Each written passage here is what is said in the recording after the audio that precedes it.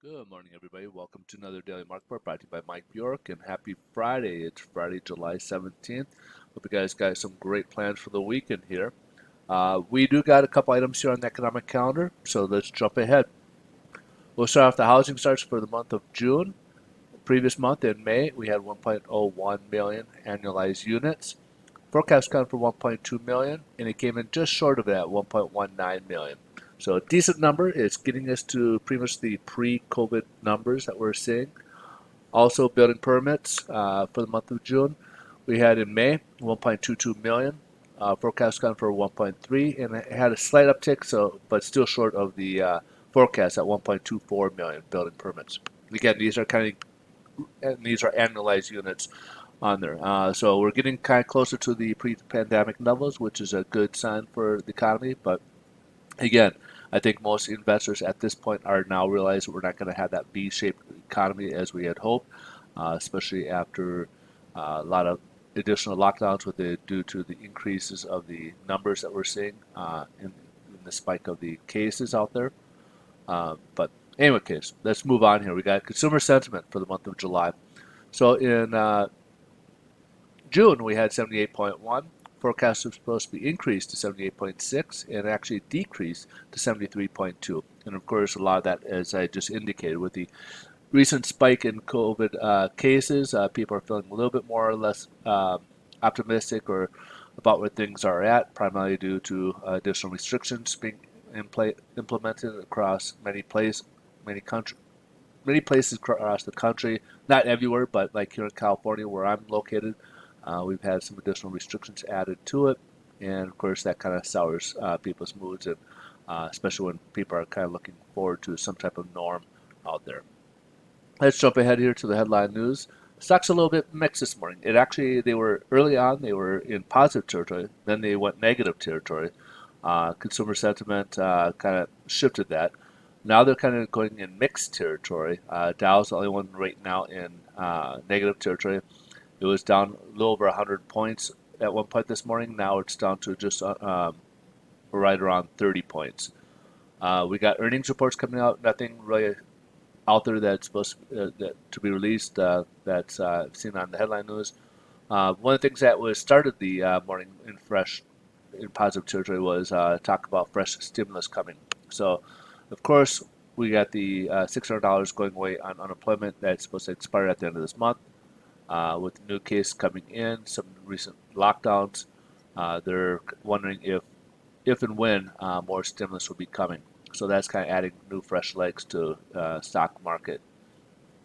In Europe, they did announce a 750, I think, billion euro uh, stimulus package in Europe. So now they're kind of looking towards the U.S. to do something for its economy, and of course, what they're going to do for the unemployment, or try to get people back to work, or what they're going to do for some type of stimulus.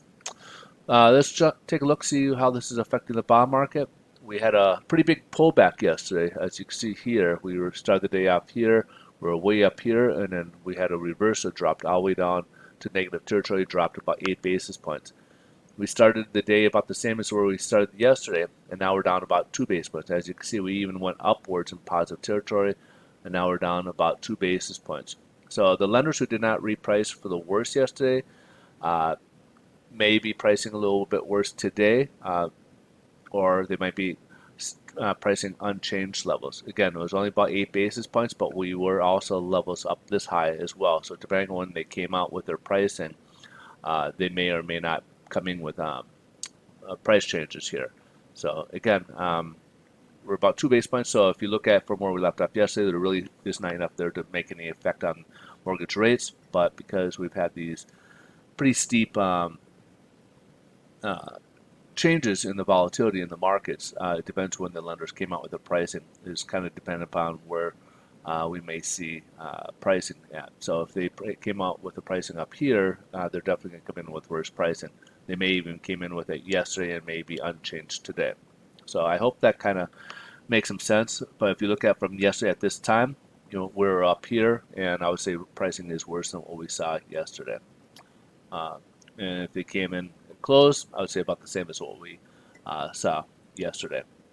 All right, hopefully that is a little bit clearer. I don't think it'll be a big change because you're looking at 8 basis points here. Here, of course, it was up like 17 basis points, so you're talking a much different um, level here. So that was a bit of a change. Yields are kind of about where we were. We were up a little bit higher yesterday, but right now we're just right around point 0.6, just under 6.62 at 0.615. As you can see here, we're kind of in that range. We've been kind of this range here for a while now, and it kind of seems like we'll get a little spike here and there. That's what I kind of warned a few times this week regards to the level we're at. Every time we seem to be in this range, we don't really seem to go below it, or if we do, we spike upwards on yields, and that adds more pressure to mortgage-backed securities, in turn raise rates.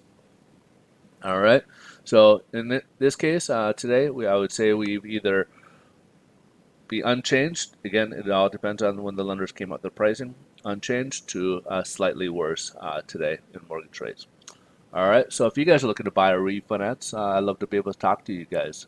These videos I do are based on my opinion and only my opinion. I don't, these aren't representative to anyone else, nor am I representing anyone else. You can, but I am a loan officer with a national company. We do loans around the country. I'd love to be able to talk to you about your buy or refinance scenario. We help a lot of people out. One of the scenarios that seem to be popular lately is helping out with the older folks with their purchases and refinances that are retired. They're having a harder time getting qualified.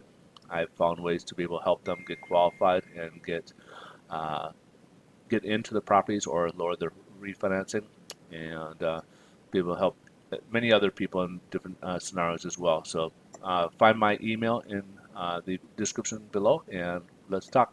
You guys have a great rest of your day. Enjoy your weekend, and I'll see you in Monday's video. Take care.